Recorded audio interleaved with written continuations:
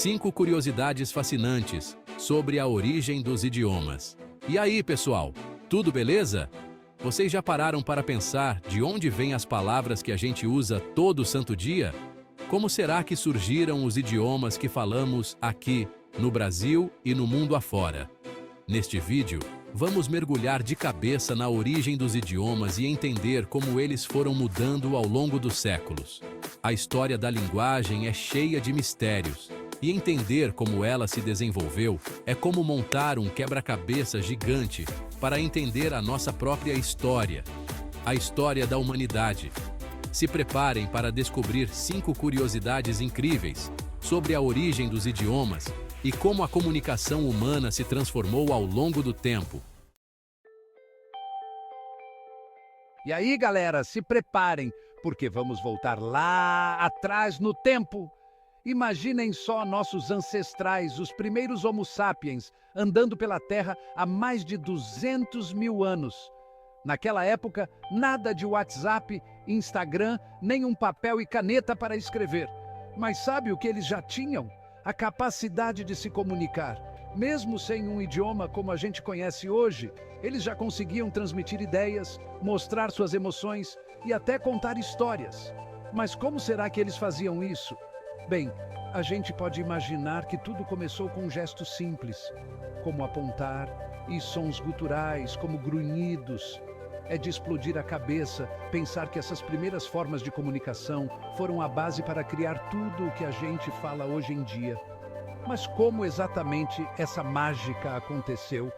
Como aqueles sons estranhos e gestos simples se transformaram em idiomas complexos, com regras gramaticais e milhares de palavras que expressam cada detalhe do nosso mundo?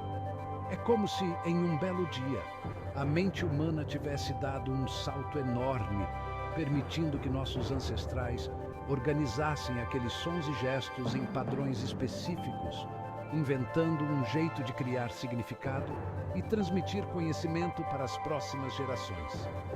A linguagem não é só um jeito de falar um com o outro.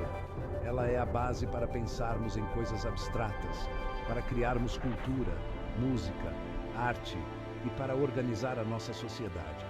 Foi a linguagem que permitiu que nossos ancestrais compartilhassem ideias complexas, planejassem o futuro e construíssem sociedades cada vez mais sofisticadas. Ou seja, a linguagem é o que nos torna humanos, o que nos diferencia de todas as outras espécies.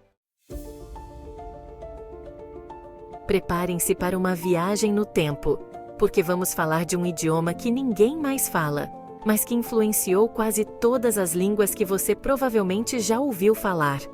É como descobrir um ingrediente secreto que está presente em quase todas as receitas. Estou falando do proto-indo-europeu, ou PIE para os íntimos.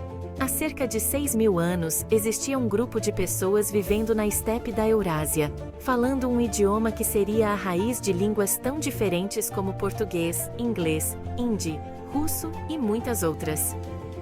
É como se fosse a árvore genealógica das línguas.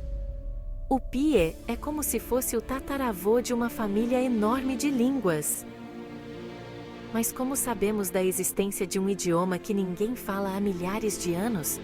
É como encontrar pistas de um dinossauro extinto. Bem, é aí que entra o trabalho incrível dos linguistas históricos. Comparando palavras e estruturas gramaticais de línguas modernas e antigas, eles descobriram que muitas palavras que usamos hoje têm a mesma origem no PIE. Ao longo dos séculos, os povos que falavam o PIE se espalharam pelo mundo, como sementes levadas pelo vento, pela Europa, Ásia e até mesmo partes do Oriente Médio, levando sua língua e cultura para novos territórios.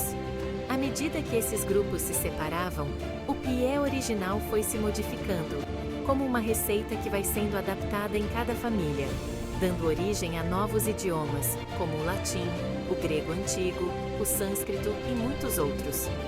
E é por isso que, mesmo que não possamos ouvir o PIE sendo falado hoje, podemos reconhecer suas marcas em tantas línguas modernas, como se fossem traços de família. Quando falamos da história da linguagem, a gente geralmente pensa na Europa ou na Ásia, né? Mas chegou a hora de mudar o mapa, pessoal. A África é um continente com uma riqueza linguística impressionante, com mais de 2.000 línguas diferentes. Os idiomas Khoisan usam cliques, sons únicos e antigos. As línguas africanas são diversas em gramática, vocabulário e musicalidade. Mas muitos idiomas estão em risco de desaparecer. É crucial valorizar e proteger essa diversidade linguística. E se eu te dissesse que dá para inventar um idioma do zero? Não estou falando de línguas fictícias de filmes e séries, mas sim de idiomas artificiais, criados com o objetivo de facilitar a comunicação entre pessoas de diferentes culturas. É como criar uma receita nova, misturando ingredientes de várias culturas. A busca por uma língua universal é um sonho antigo da humanidade, e um dos exemplos mais legais dessa busca é o Esperanto. Criado no final do século XIX pelo médico polonês L. Zamenhof, o Esperanto foi pensado como uma língua auxiliar internacional, fácil de aprender e politicamente neutra, que pudesse unir pessoas de diferentes países e culturas como um abraço que une o mundo. Com uma gramática fácil de entender e um vocabulário baseado em línguas indo-europeias, o Esperanto é incrivelmente fácil de aprender. É como andar de bicicleta, depois que você aprende, nunca mais esquece. E apesar de não ter se tornado a língua universal que o Zamenhof sonhava, o Esperanto conquistou milhares de falantes ao redor do mundo, que se comunicam em congressos, festivais e até mesmo na internet. É como se fosse um clube secreto de pessoas que falam uma língua secreta, mas o Esperanto não está sozinho. Outros idiomas artificiais foram criados, cada um com seus próprios objetivos e características. O Interlingua, por exemplo, foi criado para ser facilmente compreendido por quem fala línguas românicas, como português, espanhol, italiano e francês. É como se fosse um idioma primo distante do português. Já o Lojban se destaca por sua estrutura lógica e precisa, ideal para a comunicação científica e filosófica. É como se fosse um idioma para robôs falarem. A criação de idiomas artificiais nos faz pensar sobre a natureza da linguagem, a relação entre linguagem e pensamento, e o papel da comunicação na construção de um mundo mais justo e igualitário. É como se estivéssemos hackeando o sistema da comunicação humana.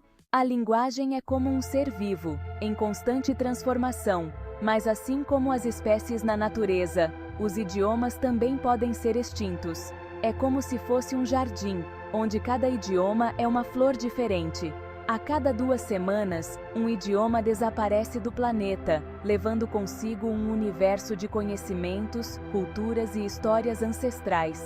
É como se um livro fosse fechado para sempre, sem que ninguém pudesse ler suas páginas. A globalização pode levar à homogeneização linguística, com idiomas dominantes ameaçando línguas menos faladas. É como se estivéssemos perdendo a nossa variedade cultural. Imagine um mundo onde todos falam a mesma língua. Perderíamos a riqueza da diversidade, a multiplicidade de olhares sobre o mundo, a beleza de expressões únicas.